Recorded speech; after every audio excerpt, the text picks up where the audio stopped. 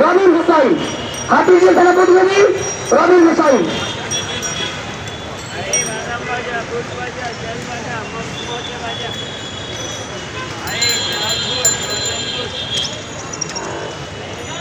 আসসালামু আলাইকুম।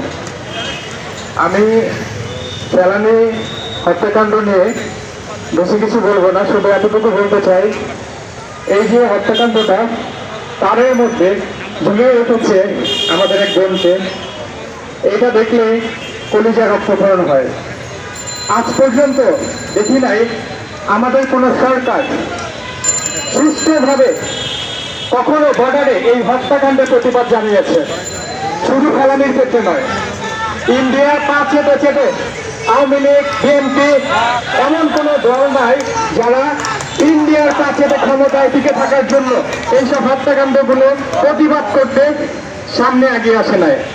আমি শুধু এতটুকু বলতে চাই, আমাদের এই বাংলার ঘরে ঘরে প্রয়োজনে এক একটা ডালিম সৃষ্টি করব আমরা, এক একজন মেজর ডালিম তৈরি করব আমরা।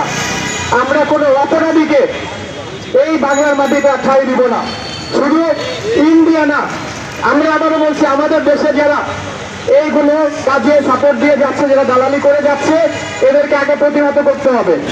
আগে বাংলার মাটি থেকে এদেরকে উৎখাত করতে হবে, এদেরকে শ্বাস কেড়ে নিতে হবে, এদের শ্বাস দিতে দেওয়া যাবে না এই বাংলার মাটিতে। আমরা ইন্ডিয়াকে সতর্ক করে বলতে চাই, এই বাংলার যুবকেরা চোখ রাঙানিতে ভয় পাবে না, এরা চোখে চোখ রেখে কথা বলতে জানে। আমাদের বাংলাদেশ এখন আর কাউকে ভয় পাবে না। 24-এর আন্দোলন এই জন্য হয়েছে, প্রতিটা বাঙালি এক একটা সন্তান বাঘের মতো হয়ে উঠবে ইনশাআল্লাহ। থ্যাংক ইউ, ধন্যবাদ সকলকে।